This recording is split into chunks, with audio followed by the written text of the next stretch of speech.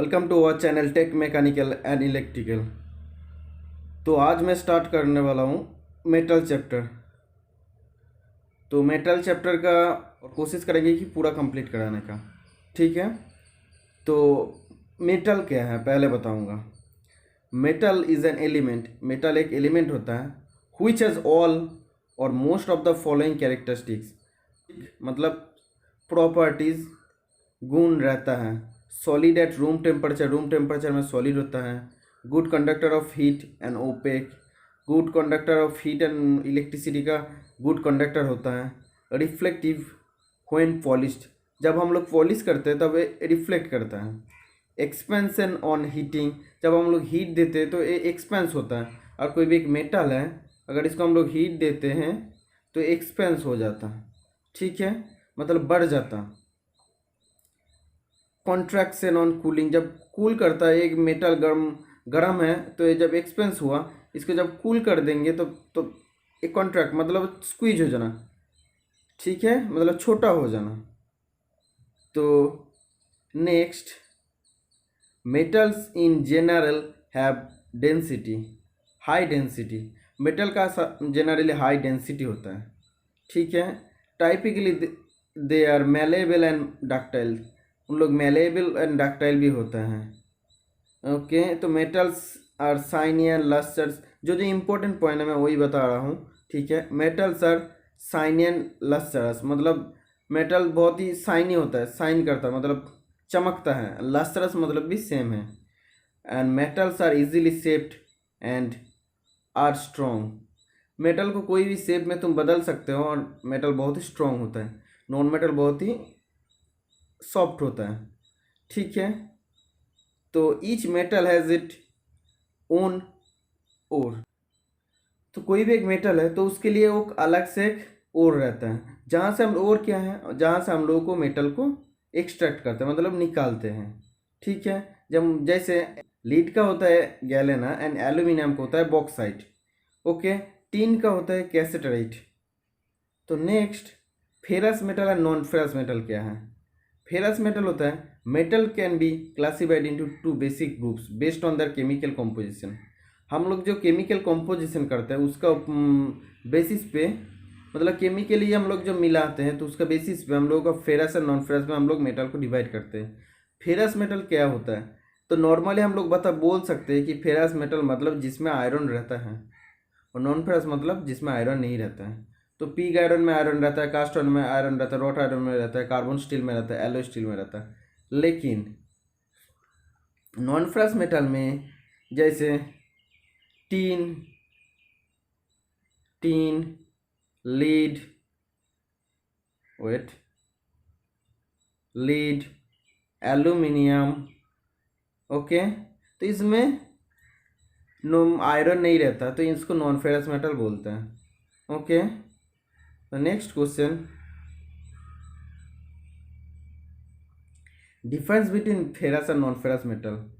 तो पूरा जानना चाहिए, जब प्रॉपर्टीज ऑफ मेटल हम लोग जान रहे हैं तो हम पूरा मेटल का शुरू से हम लोग बताना स्टार्ट किया, ठीक है। मेटल क्या है, मेटल किसको बोलता है, मेटल का प्रॉपर्टीज क्या है, जो बोला वो शाइनी होता है, लस्टरस होता है, सॉलिड एट रूम टेम्परेचर होता है, good conductor of heat and electricity होता है, ओके। तो ये होता है मेटल का प्रॉपर्टीज़। मेटल को हम लोग केमिकल कॉम्पोजिशन के हिसाब से दोनों भागों में बांट सकते हैं, एक फेरस होता है एक नॉन फेरस होता है। जिसमें आयरन रहता है उसको फेरस, जिसमें आयरन नहीं रहता उसको नॉन फेरस। फेरस का भी एग्जाम्पल दे दिया, wrought iron, cast iron, alloy steel. Non ferrous का होता है tin, aluminium, lead.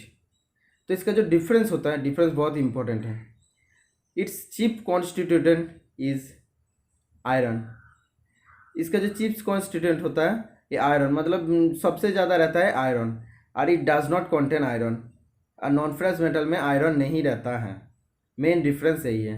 It's colour is greyish, grey colour का है, और it is available in different colour. Metal का ऊपर से डिपेंड करता है, टीन का अलग कलर होता है, तो कॉपर का होता है अलग, तो अलग अलग मेटल का अलग अलग कलर होता है। It's melting point is high, इसका जो मेल्टिंग पॉइंट होता है बहुत ही हाई होता है, but it's melting point is low, जैसे हम लोग देखेंगे रॉट आयरन का मेल्टिंग पॉइंट होता है 1600 डिग्री सेंटीग्रेड। रॉट आयरन का जो मेल्टिंग पॉइंट होता है वो होता है 1600 डिग्री सेंटीग्रेड। सब लोग नोट्स करते रहना। और का जो होता है टीन का होता है 232 डिग्री सेंटीग्रेड, मतलब बहुत ही कम है नॉन फेरस का। ओके, तो it's contraction is less. 5 number points हैं, 4 नंबर पॉइंट्स बाद में बता रहा हूँ। इसका जो कॉन्ट्रैक्शन मतलब जब हम लोग कूल करते हैं तो कूल करने के बाद स्क्वीज हो जाता, मतलब सूख जाता। मेटल का बहुत कम सूखता है, लेकिन ये अगर हम लोग गर्म करने के बाद ठंडा करते हैं तो बहुत ज़्यादा सूख जाता। ठीक है, ऐसा मेटल है तो बहुत ऐसा हो जाएगा। ओके, तो number 4, it's brittle in cold condition. Brittle होता है कोल्ड कंडीशन में, ठीक है, और it is brittle in hot condition. जो हॉट कंडीशन होता है इसमें ब्रिटल होता है, ठीक है। Next, it has low resistant to corrosion.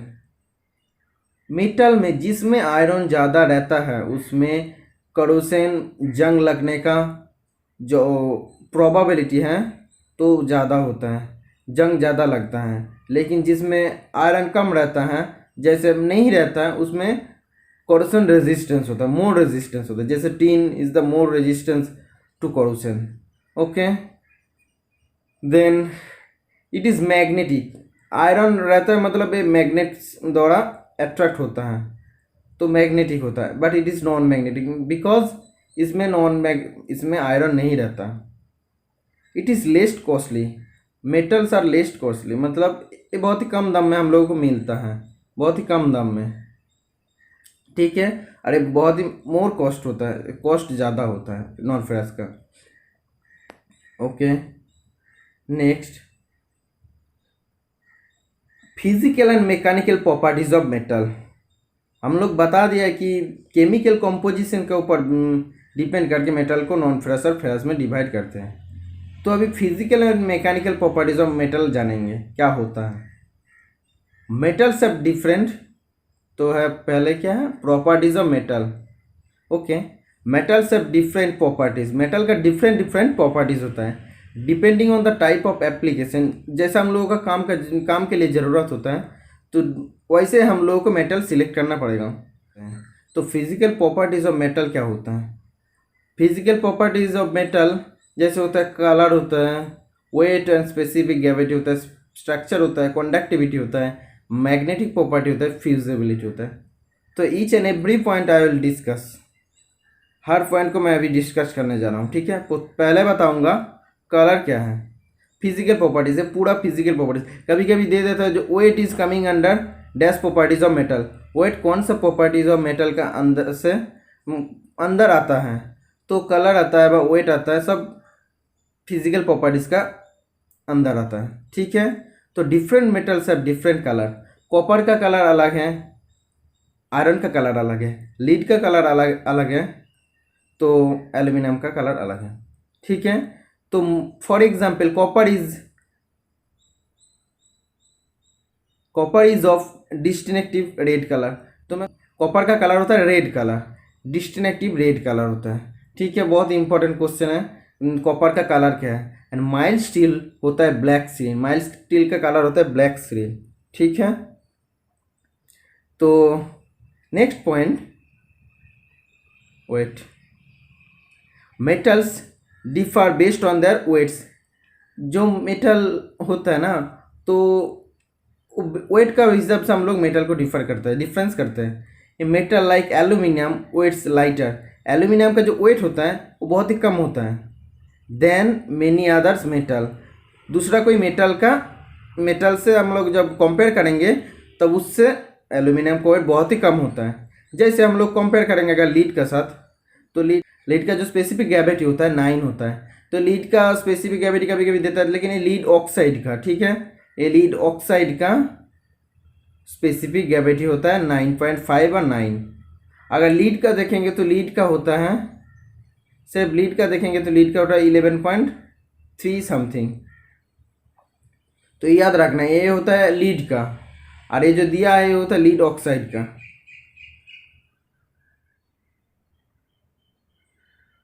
Okay, तो तो जिसका स्पेसिफिक ग्रेविटी कम होता है उसका वेट उतना ही कम होता है, और जिसका स्पेसिफिक ग्रेविटी ज़्यादा होता है उसका वेट भी ज़्यादा होता है। जैसे ऑस्मियम का स्पेसिफिक ग्रेविटी सबसे ज़्यादा होता है, सो ऑस्मियम होता है सबसे हेवीएस्ट। क्वेश्चन आता है हेवीएस्ट मेटल, तो हेवीएस्ट मेटल होता है ऑस्मियम, OSMIUM, ऑस्मियम। ओके, और लाइटेस्ट मेटल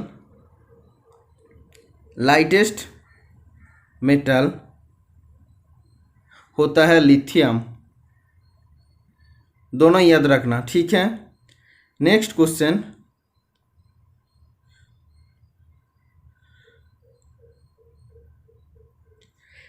स्ट्रक्चर।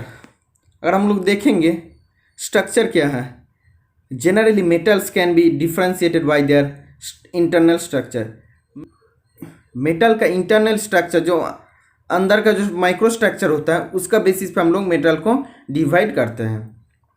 तो metals like rot iron and aluminium. जो रॉट आयरन एंड एल्यूमिनियम होता है उसका स्ट्रक्चर होता है फाइबरियस स्ट्रक्चर। मतलब क्या होता है, रॉट आयरन कैसे सीधा लंबा लंबा रहता है, ठीक है, इसको बोलते हैं फाइबरियस स्ट्रक्चर, सीधा रहता है सब। और जो कास्ट आयरन होता है, ब्रोंज होता है, तो उसका ग्रैनुलर स्ट्रक्चर होता है। ग्रैनुलर मतलब इधर ऐसे तो इधर ऐसे ग्रैनुलर स्ट्रक्चर होता है, ठीक है। तो इसमें कंफ्यूजन हो जाता है किसका फाइबरियस स्ट्रक्चर है, किसमें ग्रैनुलर स्ट्रक्चर है। तो हम लोग ऐसे याद रखेंगे WAF, मतलब W से रॉट आयरन होता है, A से एल्यूमिनियम होता है, और इसका जो स्ट्रक्चर होता है वो होता है फाइबरियस स्ट्रक्चर। तो वो अगर हम लोग याद रखेंगे तो एक अगर याद रहेगा तो बाकी दोनों जो रहेगा कास्ट आयरन और ब्रोंज वो भी याद रहेगा कि वो उसका होगा granular structure. Okay, next conductivity, thermal conductivity and electrical conductivity. Thermal conductivity and electrical conductivity are the measure of the ability of a metal to conduct heat and electricity. Thermal conductivity क्या होता है, कोई भी एक metal का अंदर कितना heat conduct होता है, जाता है, तो उसको थर्मल कंडक्टिविटी बोलते हैं। और इलेक्ट्रिकल कंडक्टिविटी मतलब क्या होता है, इलेक्ट्रिसिटी कितना अच्छा जाता है, उसको इलेक्ट्रिकल कंडक्टिविटी बोलते हैं। Conductivity will vary from metal to metal, different metal का डिफरेंट कंडक्टिविटी होता है। जैसे सिल्वर का सबसे अच्छा कंडक्टिविटी होता है इलेक्ट्रिसिटी का, वैसे एल्यूमिनियम भी होता है, लेकिन अगर आयरन रखेंगे उससे कम होगा, ठीक है। तो conductivity, copper and aluminium are the good conductors of heat and electricity. Heat and electricity का जो बेस्ट कंडक्टर होता है, गुड कंडक्टर होता है, वो होता है copper and aluminium. Okay, best conductor of electricity अगर बोलेगा, बेस्ट कंडक्टर ऑफ इलेक्ट्रिसिटी तो होता है सिल्वर। याद रखना, बहुत ही इंपॉर्टेंट पॉइंट। सब लोग ऑप्शन कॉपर सिल्वर रहता है तो कॉपर में राइट दे देता है, लेकिन कॉपर नहीं होता, बेस्ट इलेक्ट्रिसिटी कंडक्टर होता है silver. Next,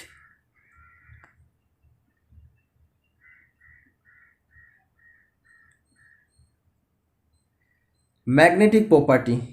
A metal is said to be magnetic property if it is attracted by magnet. Magnetic property मतलब क्या है, जो मेटल मैग्नेट द्वारा अट्रैक्ट होगा उसको ही बोलता है मैग्नेटिक प्रॉपर्टी, उसका अंदर है, हम लोग बोल सकते हैं।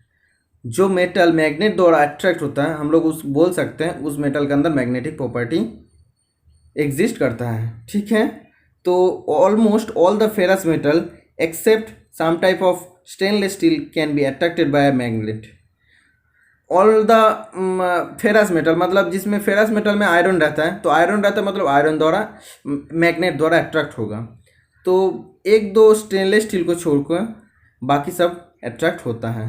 And all the non ferrous metal and their alloys will not be attracted by magnet. जो नॉन फेरस एलॉय होता है, नॉन फेरस मेटल होता है, वो कभी मैग्नेट द्वारा अट्रैक्ट नहीं होता है। ओके, नेक्स्ट है फ्यूजिबिलिटी। फ्यूजिबिलिटी क्या है, it is the property possessed by a metal by virtue of which it melts when heat is applied। जब हम लोग कोई एक मेटल है, कोई भी एक मेटल है, अगर हम लोग हीट देंगे तो क्या होता है, मेटल गल जाता है, इसको बोलते हैं फ्यूजिबिलिटी, ठीक है। तो ईच एंड एवरी मेटल का मेल्टिंग पॉइंट होता है। तो many materials are subject to transforms in shape from solid to liquid at different temperature। तो फ्यूजिबिलिटी हम लोग मेटल को गला के उसको हम लोग सॉलिड से लिक्विड बना के कोई भी शेप में ला सकते हैं। ठीक है, तो tin has a low melting point. क्यों टीन का लो मेल्टिंग पॉइंट आता है? अगर क्वेश्चन में आया टीन का लो मेल्टिंग पॉइंट क्यों होता है, अगर वीडियो शुरू से कोई देखा है तो आंसर दे सकते हैं। क्योंकि टीन नॉन फेरस मेटल होता है, नॉन फेरस मेटल का मेल्टिंग पॉइंट लो होता है। And tungsten melts at a high temperature 3370। Tungsten जो मेल्ट होता है वो 337 डिग्री टेम्परेचर पे मेल्ट होता है, बहुत ही हाई डिग्री टेम्परेचर होता है। नेक्स्ट, जैसे हम लोग हीट दे रहे हैं तो इसे मेटल सॉलिड था, ऐसे हम लोग हीट दे रहे हैं, मेटल सॉलिड था तो इसे लिक्विड हो रहा है। ठीक है, लिक्विड। Next, mechanical properties. तो हम लोग तब से डिस्कस कर रहे थे क्या, फिजिकल प्रॉपर्टीज। अभी हम लोग डिस्कस करेंगे मैकेनिकल प्रॉपर्टीज। तो फिजिकल प्रॉपर्टीज का अंदर क्या क्या था हम लोग और एक बार डिस्कस कर लेते हैं। कलर था, वेट था, और क्या क्या था, थर्मल कंडक्टिविटी यानी थर्मल कंडक्टिविटी था, फ्यूजिबिलिटी था, मैग्नेटिक प्रॉपर्टी था, स्ट्रक्चर था। ओके, तो मैकेनिकल प्रॉपर्टीज़ का अंदर क्या होता है? मैकेनिकल प्रॉपर्टीज़ का अंदर होता है ductility, malleability, hardness, brittleness, toughness, tenacity, elasticity. Okay, wait. A metal is said to be ductile when it is may be drawn out in a ten. A metal is said to be ductile when it may be drawn out in tension without rupture। Metal का तब हम लोग ductile बोल सकते हैं जब metal को, अगर कोई भी एक मेटल है तो इसको अगर खींच के हम लोग लंबा तार बना सकते हैं, कोई भी टेंशन मतलब इसको खींच के हम लोग तार बना सकते हैं, और इसमें कोई भी जो इंटरनल क्रैक व कोई भी कुछ नहीं क्रैक आएगा, कोई रैप्चर नहीं आएगा। ठीक है, रैप्चर मतलब कोई भी किसी भी पर फट नहीं जाएगा, कुछ नहीं होगा। ठीक है, तो इसका बोलते हैं डक्टिलिटी प्रॉपर्टीज। डक्टिलिटी प्रॉपर्टीज का बेसिस पे हम लोग वायर बनाते हैं, कॉपर वायर बनाते हैं, एल्यूमिनियम वायर बनाते हैं। तो wire drawing depends upon ductility. जो वायर का हम लोग ड्रॉ करते हैं, ड्रॉ मतलब खींच के जो लंबा करते हैं सब कुछ, तो ये successful operation of ductility. A ductile metal must be strong and plastic. Strong होना चाहिए एंड प्लास्टिक भी होना चाहिए। Copper and aluminium good example of ductile material. Copper and aluminium जो होता है वो डक्टाइल मेटल का गुड एग्जाम्पल होता है। नेक्स्ट,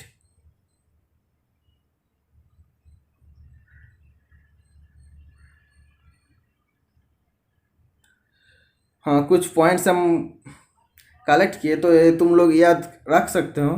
जो जो इम्पोर्टेंट है मैं वही बताऊंगा। ठीक है, तो अगर क्वेश्चन में कभी कभी आता है एल्यूमिनियम का स्पेसिफिक ग्रेविटी क्या है, एल्यूमिनियम का होता है 2.7, कॉपर का होता है 8.9, गोल्ड का होता है 19.26, आयरन का होता है 7.85। तो माइल स्टील का हर टाइम देता है, माइल स्टील का होता है 7.85, वो सेम है। तो बहुत बार एग्जाम में भी पूछा है, इसरो में भी पूछा है। तो और देखेंगे सिल्वर का 10.40, लीड का 11.34 हम बताया, तो वो 11.4 का आसपास है। और जो लीड ऑक्साइड होता है, लीड ऑक्साइड, उसका होता है 9 के आसपास। ठीक है, नेक्स्ट टंगस्टन का होता है 19.99, सॉरी टंगस्टन का होता है 19.19। तो ये आप लोग याद रख सकते हैं 4-5 जो जो इम्पोर्टेंट हैं। तो नेक्स्ट पॉइंट जा रहा हूँ, मैलेबिलिटी। मैलेबिलिटी क्या है तुम लोग देख सकते हो। डक्टिलिटी का जो ड्राइंग है ये डाई होता है। तो ये जो मेटल है, मेटल ड्राइंग ऐसे खींच रहा है, मेटल ऐसा था तो इसको ऐसे खींच के तो पतला कर रहा है। ठीक है, मैलेबिलिटी क्या होता है? Malleability is the property of a permanent extending in all direction without rupture by hammering and rolling. ये मैलेबिलिटी क्या होता है? कोई भी एक मेटल है, इसका ड्राइंग देख लेते हैं। इसका अगर कोई मेटल है तो इसका हैमरिंग करके और रोलिंग करके पूरा पतली पतली शीट बना सकते हैं। तो इसमें कोई भी रप्चर नहीं आता, कोई भी क्रैक नहीं आता, कुछ भी नहीं होता। तो to change is size and shape. तो इसका जो साइज था जैसे गोला जैसा था, तो इसका साइज चेंज होकर पतली शीट में फ्लैट हो गया है। ठीक है, तो lead is the very malleable metal. Lead सबसे वेरी नहीं, सबसे नहीं, lead is the very malleable, बहुत ही अच्छा मेलेबल मेटल होता है। तो क्वेश्चन में आता है लीड का अंदर कौन सा प्रॉपर्टीज रहता है, तो हम लोग बता सकते हैं मेलेबिलिटी प्रॉपर्टीज। तो hardness is the measure of a metal's ability to withstand scratching, wear, abrasion and penetration. Hardness का क्या होता है प्रॉपर्टीज, इसका अंदर एबिलिटी है विथस्टैंड स्क्रैचिंग। अगर एक मेटल है तो उसके अंदर हम स्क्रैच करेंगे तो स्क्रैच को सहन सकता है। वेयर, कोई भी चोट लगेगा तो कोई भी कुछ करेंगे तो ये खुद को संभाल सकते हैं। एब्रेशन एंड पेनिट्रेशन, कुछ भी अंदर घुस जाए तो इसको सही से वैसे रह सकता है। तो कोई भी एक मेटल का अंदर अगर हार्डनेस प्रॉपर्टी होता है तो दूसरा मेटल को काट भी सकता है। ठीक है, ब्रिटलनेस क्या होता है, brittleness is the properties of a metal which permits no permanent distortion before breaking. Hardness जो मेटल होता है उसका अंदर ब्रिटलनेस भी रहता है। जो जितना ज़्यादा हार्ड होता है उसका अंदर उतना ही ब्रिटलनेस रहता है। तो ये कोई भी एक हार्ड मेटल है, बहुत ही हार्ड होता है तो ब्रिटल भी होता है। इसके अंदर चोट लगेगा तो तुरंत टूट जाएगा, इसको बोलते हैं brittleness property. Cast iron is an example of brittle metal. Cast iron brittle metal का एक एग्जाम्पल है। कास्ट आयरन ब्रिटल मेटल का एक एग्जाम्पल है। It will break rather than bend under shock और इम्पैक्ट। अगर हम लोग कोई कास्ट आयरन के ऊपर कोई भी एक लोड देंगे, अचानक अगर कोई लोड दे देंगे कि शॉक दे देंगे तो ये कभी बेंड नहीं होता, तुरंत टूट जाता है। ठीक है, तो नेक्स्ट पॉइंट, तो अगर देखेंगे ऐसे एक मेटल था भाई, इसमें एक मेटल लगा हुआ था तो पूरा एक लंबा मेटल था। इसको हैमर से जब भी इसको मार दिया, अचानक शक दे दिया तो ये टूट गया, क्योंकि इसके अंदर ब्रिटलनेस प्रॉपर्टी ज़्यादा रहता है। ठीक है, next, toughness is the property of a metal to withstand shock and impact. Toughness होता है, जो ब्रिटलनेस होता है तो उसका अपोजिट प्रॉपर्टी होता है टफनेस। तो टफनेस जब होता है तो इस शॉक और इम्पैक्ट को अचानक जब हम लोड देंगे कि कोई भी एक हैमर से हम लोग अगर हैमरिंग करना स्टार्ट कर देंगे तो टूट नहीं जाता। उस शॉक और इम्पैक्ट लोड को सहन सकता है। ये बेंड हो सकता है लेकिन ये टूटता नहीं है। तो ब्रिटलनेस को जो अपोजिट प्रॉपर्टी होता है वो होता है टफनेस। तो rot iron is the tough metal, wrought iron होता है टफ मेटल। ठीक है, एग्जाम्पल जो एग्जाम्पल बता रहा हूँ तो वो याद रखना। अगर हम लोग देखेंगे एक मेटल है तो इधर हम लोग हैमरिंग किया चिजल से जब हैमरिंग किया तो टूटा नहीं, ये सिर्फ बेंड हो गया क्योंकि इसके अंदर टफनेस प्रॉपर्टी है। टेनासिटी क्या है, tenacity of a metal is its ability to resist the effect of tensile forces without rupture. Tenacity क्या होता है, जो टेंसाइल फोर्स होता है उसको रेजिस्ट कर सकता है। टेंसाइल फोर्स कैसे होता है, टेंसाइल फोर्स होता है ऐसे, कोई हुक जैसे रहता है, जो हुक रहता है उसमें टेंसाइल फोर्स रहता है। तो हम लोग कभी कभी बोलते हैं कि हुक में क्यों रॉट आयरन यूज होता है, crane hooks are made up of, तो आंसर होता है रॉट आयरन, क्योंकि उसके अंदर टेंसाइल स्ट्रेंथ ज़्यादा होता है, टेनासिटी प्रॉपर्टी रहता है। ठीक है, mild steel and wrought iron is the wrought iron and copper are the example of tenacious material. जो टेनासियस मटेरियल होता है वो होता है mild steel, wrought iron, copper. तो ऐसे अगर हम लोग कोई भी हुक बना सकते तो हुक के अंदर लोड दे सकते तो ये टूटता नहीं है, ये प्रॉपर्टी को बोलता है टेनासिटी। ठीक है, टेंसाइल जो स्ट्रेंथ होता है तो उसको रेजिस्ट कर सकते हैं। Next point, elasticity. Elasticity of a metal is it's power of returning to its original shape after the applied force is released। कोई भी एक मेटल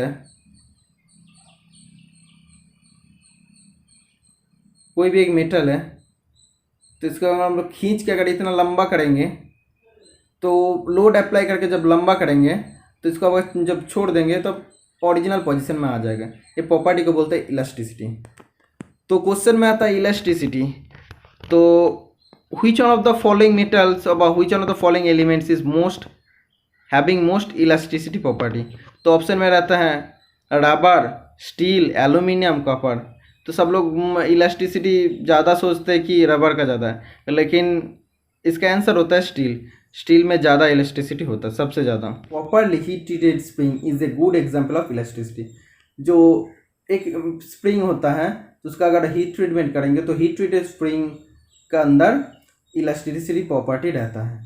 ठीक है, नेक्स्ट क्वेश्चन, रेजिलेंस। रेजिलेंस क्या है?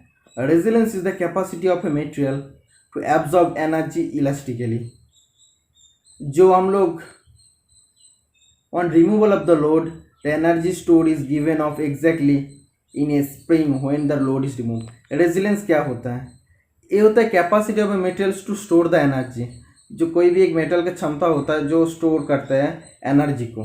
हम लोग कोई भी मेटल को अगर एक मेटल है तो खींच के अगर इतना लंबा कर दिया तो इसका एनर्जी स्टोर किया, तो हम छोड़ देंगे तो पूरा वही एनर्जी वो छोड़ देते हैं, उसको रेजिलेंस प्रॉपर्टी बोलता है। ठीक है, एग्जैक्टली वही जितना स्टोर किया था एनर्जी उतना ही छोड़ता है। तो स्टिफनेस क्या है? The resistance of a material to elastic deformation और डिफ्लेक्शन। जो हम लोग इलास्टिक डिफॉर्मेशन होता है, ऐसे डिफॉर्मेशन होता है तो उसको रेजिस्ट करता है, इलास्टिसिटी को रेजिस्ट करता है, उसको स्टिफनेस बोलता है। Resistance of a material to elastic deformation और डिफ्लेक्शन। जब कोई भी मेटल है तो इलास्टिक डिफॉर्मेशन अगर होता है तो उसका अगर रेजिस्ट करता है तो उसको बोलता है स्टिफनेस। तो a material which suffers right slight deformation under load has a high degree of stiffness. जो मेटेरियल हैवी लोड देने के बाद भी स्लाइट डिफॉर्मेशन होता है, बहुत ही कम डिफॉर्मेशन होता है, उसका अंदर स्टिफनेस ज़्यादा होता है। स्टिफनेस और रिजिडिटी ज़्यादा होता है। स्टिफनेस का दूसरा नाम भी बोल सकता है कि रिजिडिटी। ठीक है, नेक्स्ट,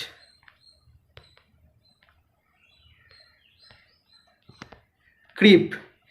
क्रीप होता है क्या? It takes place when a material gradually increases in length when a fixed tensile load is applied. जब कोई टेंसाइल लोड अप्लाई होता है, हम लोग पुली में देखते हैं कि बेल्ट का क्रीप आता है। ठीक है, तो बेल्ट का क्रीप क्यों होता है? जब दोनों पुली है तो उसके अंदर बेल्ट है, तो ये जब चलता है तो धीरे धीरे इसके अंदर बेल्ट लंबा हो जाता है। तो टेंसाइल स्ट्रेंथ ऐसे देते देते धीरे धीरे लंबा होता है, क्योंकि ये होता है depends upon material and load applied. ये जितना मेटेरियल और लोड अप्लाई करते हैं उसका अंदर डिपेंड करता है। इट मे टेक्स आवर और डेज। एक दिन भी लग सकता है, 2 दिन भी लग सकता है, 1 घंटा में भी हो सकता है। Metals generally exhibits creep at high temperature.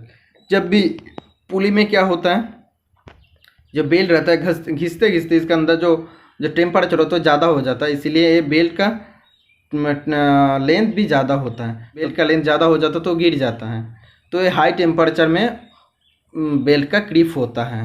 तो whereas plastics, rubber and similar amorphous material are very temperature sensitive to creep.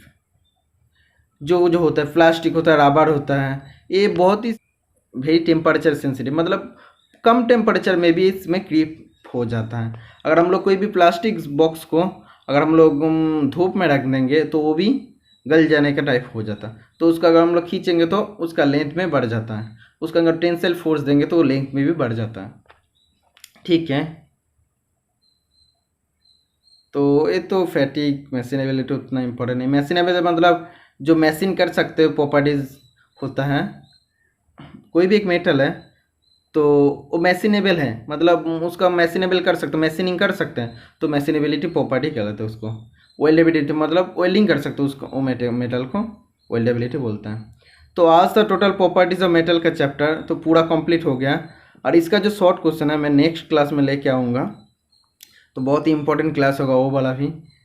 तो आज का जो क्लास देख रहा था, तो क्लास अगर अच्छा लगेगा तो लाइक कमेंट सब्सक्राइब करना।